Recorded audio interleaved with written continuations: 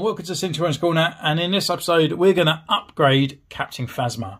My Captain Phasmas haven't really appeared on the channel much, to be honest, and she's actually one of my favourite characters, and this figure here was one of my favourite characters, well, figures for a long time, especially when I first started, because I picked her up at $9.99, and just that burnt scarring and that eyeball inside, I thought she looked absolutely fantastic.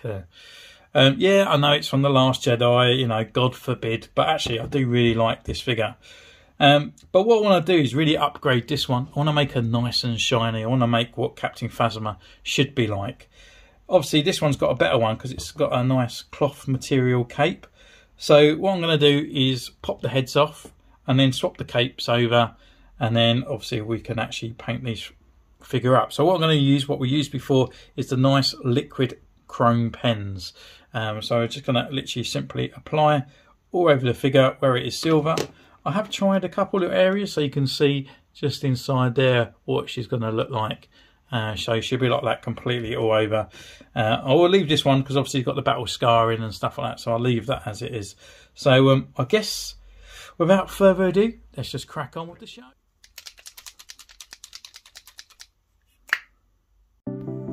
Hello there. So while I'm busy shining up Captain Phasma, please head over and smash that like button. It really helps out the channel. And if you haven't already, ding the bell, subscribe so you don't miss the next episode. Thank you.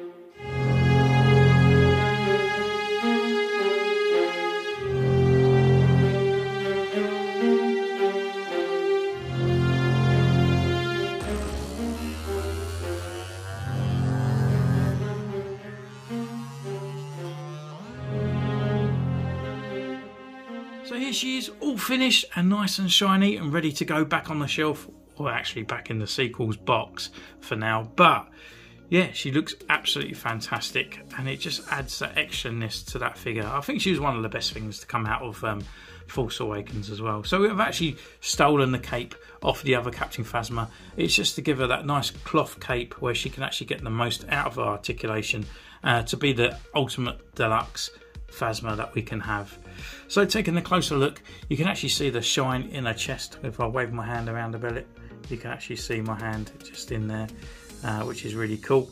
But I have put a kind of a varnish coat over her, a gloss varnish, and it has taken away the super shininess of it. So it kind of looks like she's got a bit of dust and stuff on there, which is fine. She's going to get that. She's walking around Starkiller base, etc. on there as well.